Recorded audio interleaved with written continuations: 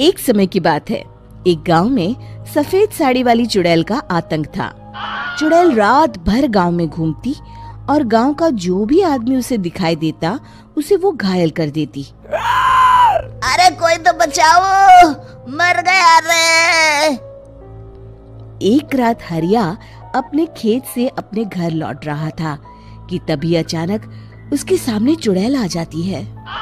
अरे बाप रे, ये चुड़ैल कहाँ से आ गई?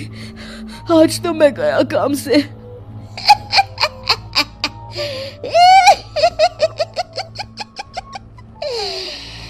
आज मुझे मेरा शिकार मिल गया। अरे चुड़ैल दीदी, मुझे छोड़ दो। जैसे ही चुड़ैल हरिया की तरफ बढ़ती है, हरिया वहाँ से भाग जाता है और अपने घर के दरवाजे पे पहुँचता है। अरे भगवान, जल्दी से दरवाजा खोलो, मेरे पीछे चुड़ैल पड़ी है। हरिया की पत्नी जल्दी से दरवाजा खोल देती है। अरे आप इतना हाफ क्यों रहे हैं? अरे मेरे पीछे चुड़ैल पड़ी है, आज तो मैं बाल बाल बच गया। जल्दी से सभी दरवाजे और सभी खिड़कियों को बंद करके बत्ती बुझा दो। तभी चुड़ैल हरिया के घर के पास पहुंच जाती है। अरे वो आदमी कहाँ गायब हो गया? मैं भी देखती हूँ आखिर कब तक बचेगा। मैं अपने शिकार को इतनी आसानी से नहीं छोड़ती।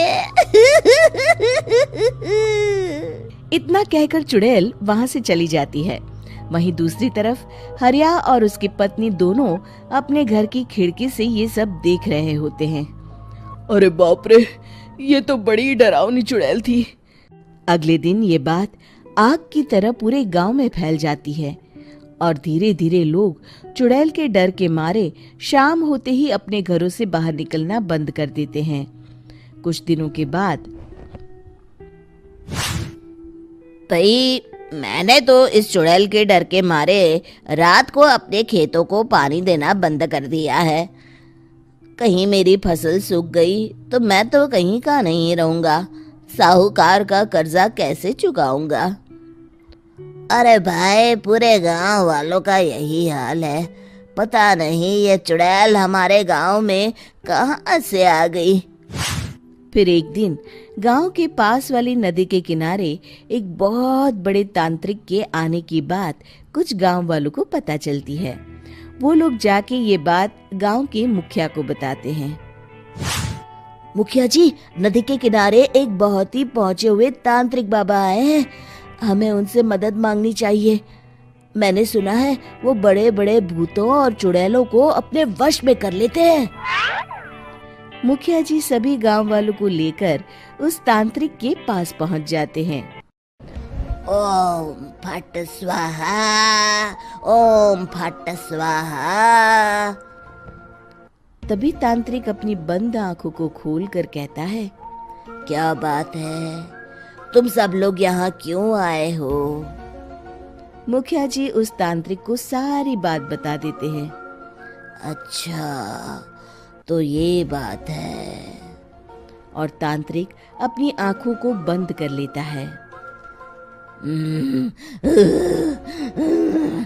मैं देख रहा हूँ तुम्हारे पूर्वजों ने बहुत पाप किए थे, जिससे ये गांव अब श्रापित हो चुका है। उसी के फल स्वरूप तुम्हारे गांव में चुड़ैल आई है। ये चुड़ैल बहुत खतरनाक है, ये किसी को नहीं छोड़ेगी। हे भगवान, मर गए रे, अब क्या होगा? तभी गांव के मुखिया जी कहते हैं, बाबा, इस चुड़ैल से हम सबको बचा लीजिए। कोई तो उपाय होगा। इसका सिर्फ एक ही उपाय है। सभी गांव वालों को बारी बारी हर दिन अपनी आधी फसल उस पहाड़ी के ऊपर बनी काली गुफा में छोड़ के आनी होगी। तभी उस चुड़ैल की भूख मिटेगी और श्राप का प्रभाव खत्म हो जाएगा और तुम सब जिंदा बच जाओगे। सभी गांव वाले उस तांत्रिक की बात को मान लेते हैं और वहां से चले जाते हैं।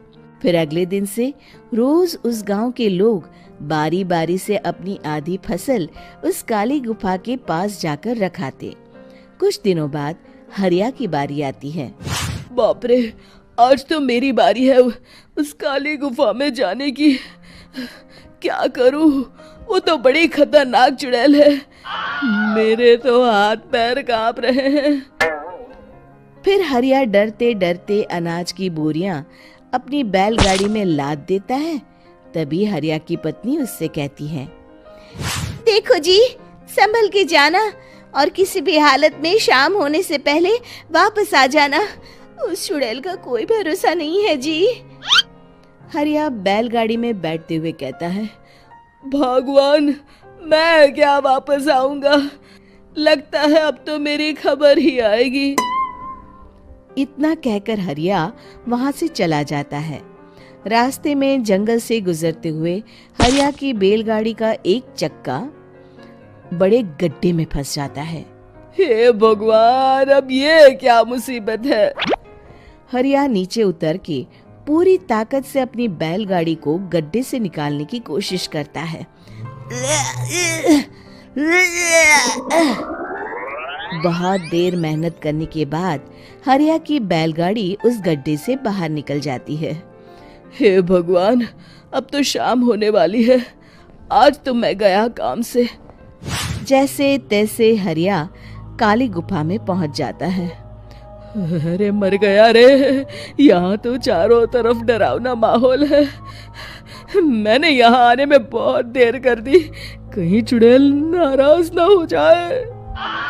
हरिया अनाज की बोरियां वहां रख के जैसे ही जाने लगता है, तभी उसे किसी के आने की आवाज सुनाई देती है। हरिया एक कोने में छुपकर अंदर देखने लगता है। चुड़ैल वहां आती है और फिर अपने चेहरे से नकली चुड़ैल का मुखौटा निकाल देती है। हरिया ये देख के हक्का बक्का रह जाता है। तभी चुड़ैल कहती है, भैया यहाँ आना, आज तो बहुत अनाज आया है। इसे मिलाकर अब हमारे पास ढेर सारा अनाज जमा हो गया है। कल ही हम इसे शहर में बेच आएंगे और माला माल हो जाएंगे। तभी अंदर से नदी के किनारे वाला तांत्रिक बाहर आता है। अरे, ये तो तांत्रिक बाबा है। हाँ, अब तो हम दोनों की जिंदगी मजे में कटेगी। गांव वालों को बेवकूफ बनाना इतना भी मुश्किल नहीं था। लोग तो तुम्हें सच में असली चुड़ैल समझते हैं। हाँ, तुमने सही कहा। अब ये गांव वाले चुड़ैल के डर से जिंदगी भर इस काली गुफा में अनाज पहुंचाते रहेंगे। अच्छा, तो ये बात है। ये दोनों पूरे गांव वालों को बेवकूफ बना रहे हैं। अभी जाकर सबको बताता हूँ।